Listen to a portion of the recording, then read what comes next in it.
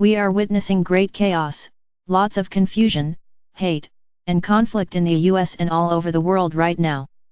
Trump has announced and put into place a lot of changes within the first weeks being in office. Opinion against opinion, arguments against arguments, lots of fighting furs, againsts and deep frustration and fear. The country seems to be deeply divided. Many are losing hope. So far the situation. But what if all of what is going on right now is a good thing and is the initial phase of the birthing of a new era and form of living together in peace and harmony on this planet? WTF? Many will ask now? With a guy that divides instead of unites and gives a shit about what people say? I am not a citizen of the US and could be very upset about how Trump is behaving right now with his America First approach if I would see it from the 3D human perspective. It is impossible to see the perfection in this from a human point of view. Humans are always caught up in duality and an either/or way of thinking. As a human, you can be either for or against something. It does not even appear to us that we have a third option, becoming a neutral observer without being drawn into the drama. So let's leave the human perspective for this article and look at what is happening from a higher perspective, a soul perspective, a universal perspective, an energetic perspective. In order to understand the bigger picture, we need to leave the human perspective and see it from a higher perspective, a soul perspective, a universal perspective, an energetic perspective. What we are actually experiencing right now is an exact blueprint of the spiritual awakening of a nation. The USA is the first nation to go through this in the Western society and will lead the process of this grand awakening for the whole planet. The easiest way to understand why that is to draw the parallels to our own spiritual awakening experience on an individual level and to understand the deeper layers and energetic perspective running in the background. Chaos is good. A first very central thing to understand is, chaos is necessary to change a system. No matter if it is our own body when we go through spiritual awakening, or a whole economic, political, and cultural system. In order to get into chaos, you need fear on our third-dimensional level. Fear in itself is not a bad thing, it is simply an energetic vibration that we experience with our human body. It only becomes dangerous when fear is interpreted by the ego as something bad and dark. The fear energy itself helps us to accumulate energy quickly to initiate an immediate action to change a situation, the fight or flight response. This response was and is necessary to protect us when we were in real-life danger.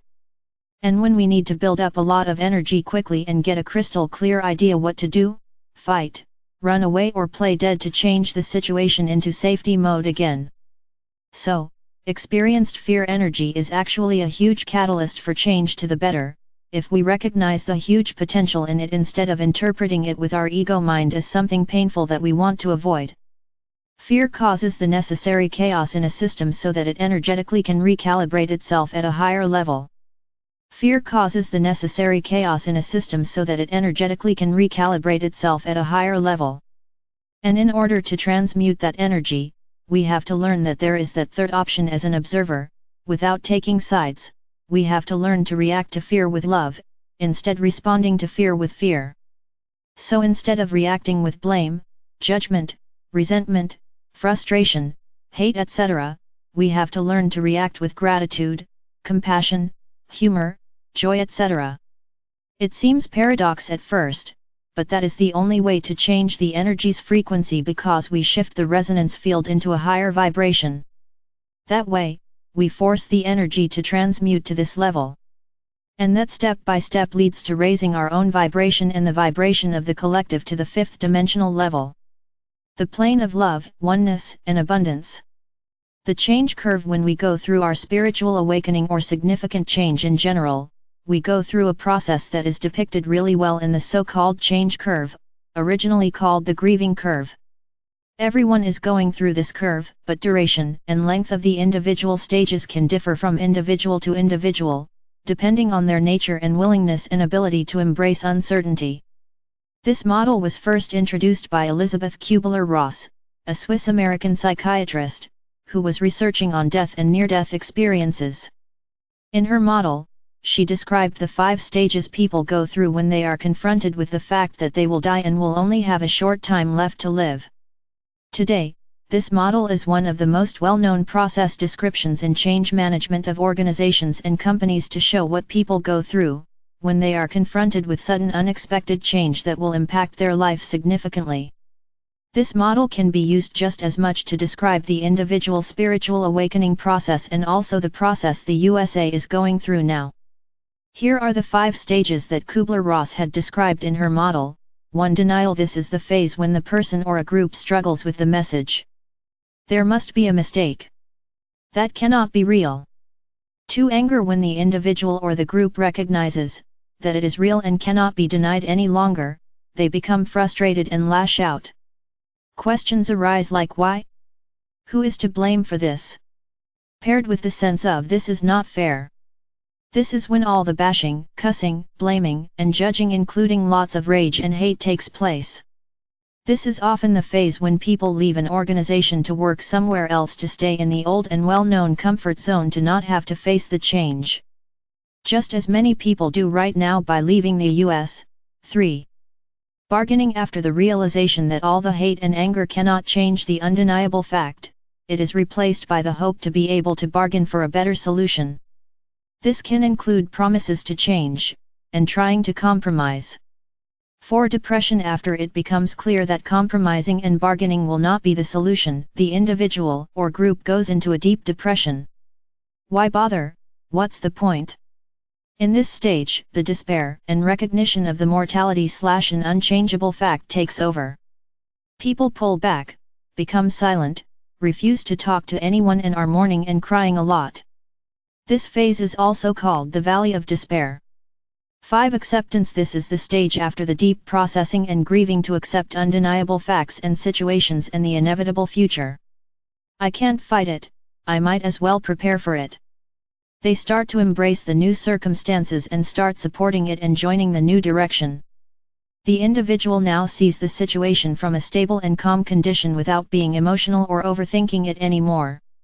Now, after having read this, do you recognize yourself, your own process, and what the US is going through right now?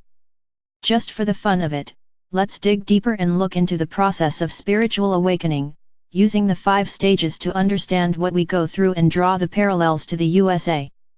1. Shock/denial. No way, I am not doing this. We are usually kicked into our spiritual awakening by a huge trigger. A near-death experience, a sudden illness, a twin flame encounter. A trigger that is energetically powerful enough to set the process of change into motion. A trigger that mirrors back our deepest shadows and fears to us. Something that is strong enough to force us onto the path that will lead back to our authentic true self. We come into chaos. Our system comes into chaos. After the first initial shock of this trigger, the first thing that happens is that we want to get back to normal. After the initial shock of this trigger, the first thing that happens is that we want to get back to normal. We deny the intense feelings and the longing that was initiated. We want to get rid of it and get back into our normal life again where it was safe and comfortable. We are completely overwhelmed by all of the things going on and by the absolute unpredictability we are facing. Nothing makes sense anymore. Our life does not make sense anymore. All we see and feel is a void that is super uncomfortable. We somehow know that there is no way back, but our head is not ready to accept it. Our ego wants to protect us and get us back into the safety zone. So we are trying to push it all away and getting back into normality as we knew it. We are denying the internal process, also because we don't understand at that point what is going on with us at all. We are just confused and feel helpless. It seems to be so cruel and unfair what is happening. We just want to get back to normal and pretend none of this ever happened. Looking into the US, this trigger was Trump's election. Nobody had expected him to win. And yet, there he is. Now looking into the US, this trigger was Trump's election. Nobody had expected him to win. And yet there he is. Nobody really knows what he is going to do. For many he is unpredictable and he is pushing through decisions at such a fast pace that is uncanny for many. He is not behaving or talking like a president and does not care what others think about him. He is mirroring back to the whole US what they are afraid of and what their deepest shadows are. He is unpredictable and people are very scared. The comfort zone is gone and it is not clear what is next. The whole nation went into chaos. And the first reaction of many was, no, this can't be true. I am not accepting this, denial. To anger, I don't want this. In our individual awakening process, this is when we get really pissed off about the changes. We do not want to accept that we have to let go of a lot of old beliefs and programming to come back into our true self and nature. We hate the situation and people involved. We blame, we judge, and we go totally into victim mode. We get completely frustrated that there seems to be some higher power that is relentlessly pushing us into that process. Why me? Why is this happening to me? What did I do to deserve this? We are not able to see yet the blessing in disguise and that our soul and the universe are working hand in hand to give us back our birthright, true freedom. We do not want to accept that we have to let go of a lot of old beliefs and programming to come back into our true self and nature. This is the phase the US is entering right now. After a phase of denial and the hope that either the college would not approve the election or that the inauguration would somehow not take place, it now became real and an undeniable fact: the old comfort zone is gone. Ever since, rage, anger and frustration are prevailing. People are demonstrating on streets, are getting caught up in the duality of the situation and are lashing out. Division increases. This is what typically happens when fear is responded to with fear. It is the game that humans played for eons, because they have never learned it in a different way. Many people are leaving the US to get back into a normal environment. They do not see yet that the US is only the first nation to go through this change, causing an undertow that will pull the whole planet into this energetic shift. We can accelerate or delay that process for us as an individual, but sooner or later we will be presented with it again. 3. Bargaining. I do this and I get this in return, okay? We come to a point in our spiritual awakening where we realize, okay, there is no way back and I need to somehow deal with it and I just want to feel better again. That is when we typically start bargaining with the universe. Okay, I am going to accept this process and will go through it, but then I will get back together with my twin flame in the end. Deal. Our ego is still active and wants to have something in return. A reward. Only then it makes sense to the ego to go through all of this. We are hoping to get through this by getting something to look forward to. We promise a lot to the universe if we get something in return. Because we are still acting out of fear.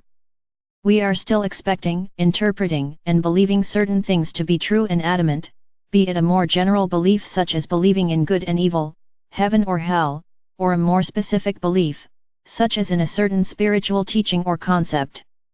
So what we do in this phase is trying to compromise to keep the pain level as low as possible.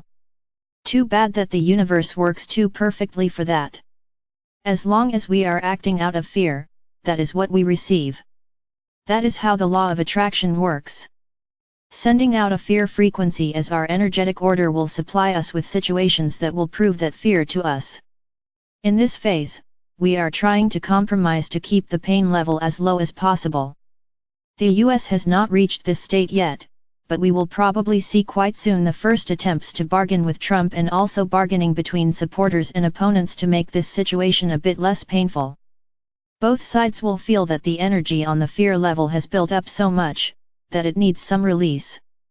Bargaining is always the first attempt to do so, no matter if in a conflict of two individuals or the collective.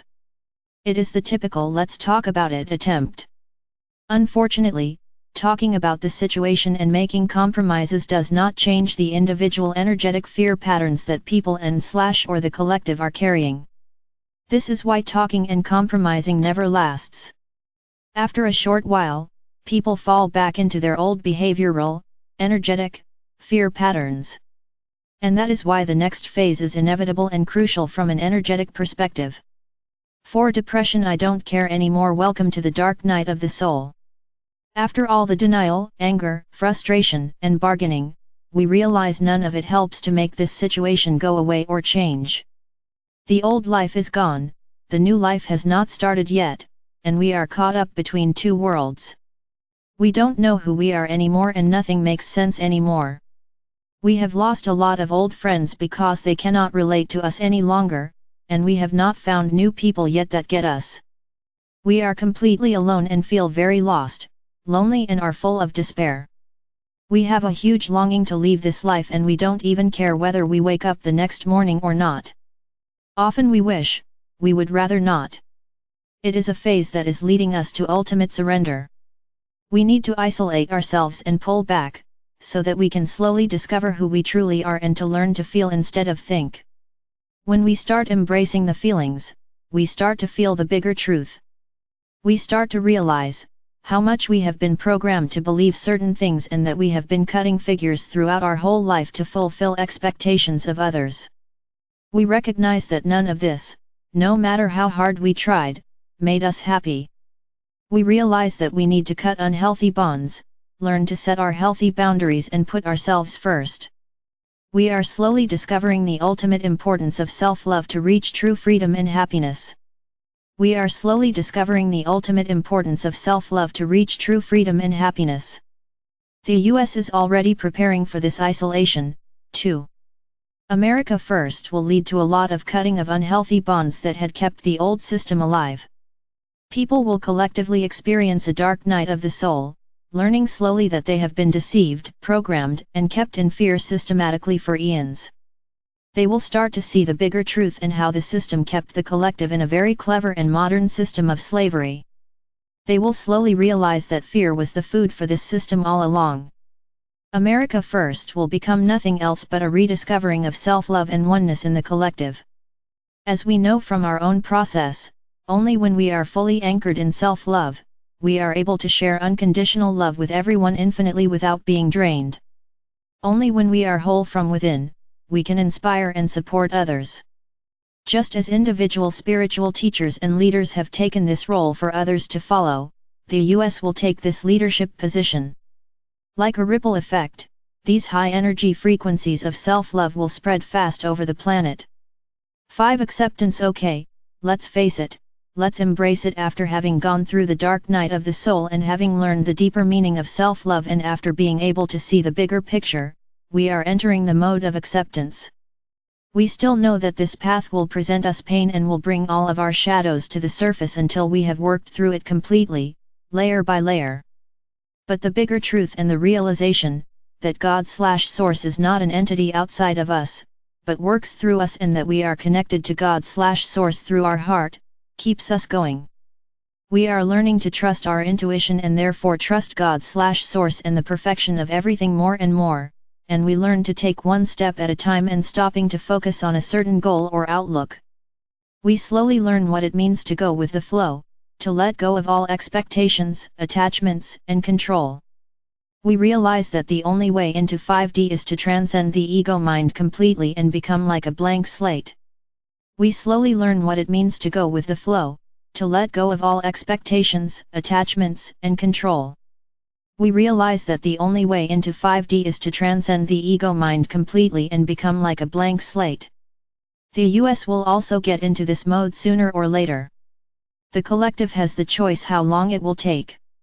The faster people will learn the third way, to react to fear with love, the faster the system will recalibrate itself at a higher vibrational level. Also here, the process itself is unavoidable. It is simply the question how fast people are able to cause the necessary ripple effect of love frequencies to shift the collective energy up and out of fear. We need to accept that the old system is coming to an end and something new is about to be born, New Earth. So please, always remember, your free will gives you only one choice, fear or love. And with every choice you make in your life every day, you energetically contribute to the acceleration or delay of reaching true freedom for the human collective.